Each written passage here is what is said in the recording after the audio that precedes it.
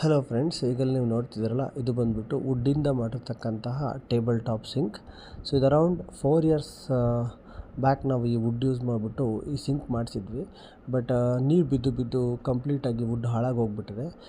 So ಈ ವುಡ್ಡನ್ನು ಕಂಪ್ಲೀಟಾಗಿ remove ಮಾಡಿಬಿಟ್ಟು ಇಲ್ಲಿ ನಾವು ಗ್ರನೇಟ್ನ ಹಾಕಿ ಒಂದು ಡಿಫ್ರೆಂಟ್ ಡಿಸೈನಲ್ಲಿ ಸಿಂಕನ್ನು ನಾವು ಮಾಡ್ತೀವಿ. ಸೊ ಈ ವಿಡಿಯೋನಲ್ಲಿ ನಾನು ನಿಮಗೆ ಎಷ್ಟು ಕಾಸ್ಟ್ ಬೀಳುತ್ತೆ ಮತ್ತು ಯಾವ ಥರ ಈ ಟೇಬಲ್ ಟಾಪ್ ಸಿಂಕನ್ನು ಮಾಡ್ತಾರೆ ಮತ್ತು ಇದ್ರದ್ದು ಲೇಬರ್ ಚಾರ್ಜಸ್ ಏನು ಎಲ್ಲ ಕಂಪ್ಲೀಟ್ ಡೀಟೇಲ್ಸನ್ನು ಕೊಡ್ತೇನೆ. ಸೊ ವಿಡಿಯೋನ ಸ್ಕಿಪ್ ಮಾಡ್ದಲೇ ಕೊನೆ ತನಕ ನೋಡಿ.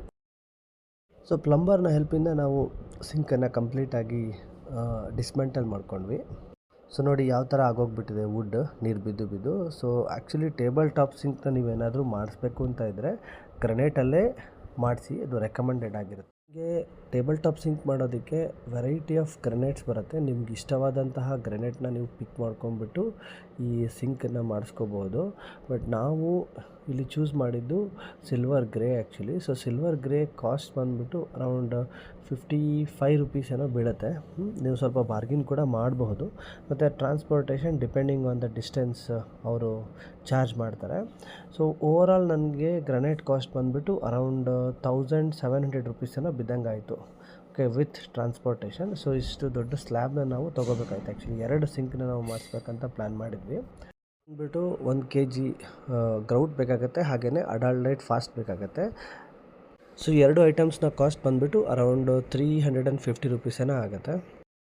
ಸೊ ಬೇರೆ ಎಲ್ಲ ಐಟಮ್ ಅವರೇ ತೊಗೊಂಬರ್ತಾರೆ. ಸೊ ಫಸ್ಟ್ ಈ ಥರ ಟೈಲ್ಸಲ್ಲಿ ಗ್ರಿಲ್ ಮಾಡ್ಕೊಂಡ್ಬಿಟ್ಟು ನಂತರ ಚಿಪ್ ಮಾಡಿ, ಸೊ ಈ ಥರ ಒಂದು ಬಾಕ್ಸ್ ಶೇಪಲ್ಲಿ ಒಂದು ಡಿಸೈನನ್ನು ಮಾಡ್ತಾರೆ. ಸೊ ಇದರ ಮೆಜರ್ಮೆಂಟಿಗೆ ತಕ್ಕಂಗೆ ಟೈಲ್ಸನ್ನು ಕಟ್ ಮಾಡ್ತಾರೆ. ಸೊ ಕಟ್ ಮಾಡ್ಕೊಂಡು ಬಂದಿರತಕ್ಕಂತಹ ಸ್ಲ್ಯಾಬ್ಸನ್ನು ಈ ಥರ ಕರೆಕ್ಟಾದ ಪೊಸಿಷನ್ನಲ್ಲಿ ಪ್ಲೇಸ್ ಮಾಡ್ತಾರೆ. ಮತ್ತು ಏನಾದರೂ ಪೈಪ್ಸ್ ಏನಾದರೂ ಹೋಗ್ತಾ ಇದ್ದರೆ ಸಿಂಕಿಂದ, ಸೊ ಅದಕ್ಕೆ ಕರೆಸ್ಪಾಂಡಿಂಗ್ ಹೋಲ್ಸನ್ನೆಲ್ಲ ಟೈಲ್ಸ್ನವರೇ ಮಾಡಿಕೊಂಡು ಈ ಥರ ಒಂದು ಶೇಪಿಗೆ ತೊಗೊಂಬರ್ತಾರೆ.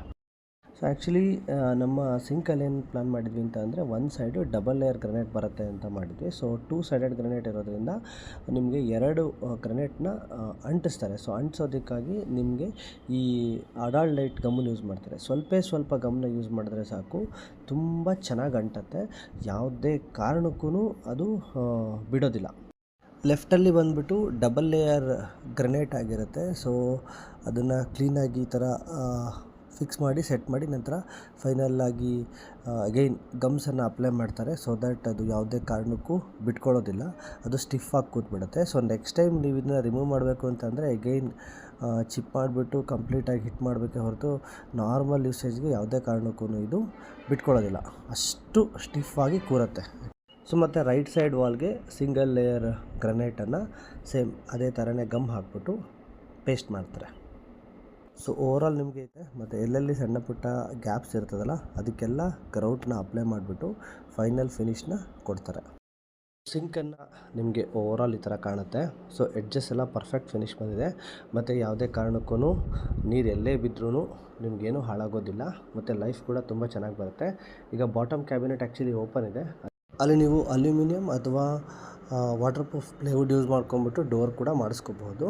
ತುಂಬ ಚೆನ್ನಾಗಿ ಕಾಣುತ್ತೆ. ಸೊ ಮತ್ತು ಓವರಾಲ್ ಲೇಬರ್ ಚಾರ್ಜಸ್ ಬಂದುಬಿಟ್ಟು ಅರೌಂಡ್ 3000 ರುಪೀಸ್ ಆಯಿತು 2 ಟೇಬಲ್ ಟಾಪ್ ಸಿಂಕಿಗೆ. ಓವರಾಲ್ ನಿಮಗೆ ಅರೌಂಡ್ 5000 ರುಪೀಸ್ ಬೀಳುತ್ತೆ 2 ಟೇಬಲ್ ಟಾಪ್ ಸಿಂಕಿಗೆ. ಮತ್ತು ಸಿಂಕ್ ಫಿಟ್ಟಿಂಗ್ ಎಲ್ಲ ಅಡಿಷನಲ್ ಚಾರ್ಜಸ್ ಇರುತ್ತೆ, ಅದನ್ನ ನೀವು ಪ್ಲಂಬರ್ಗೆ ಪೇ ಮಾಡಬೇಕಾಗತ್ತೆ. Thanks for watching.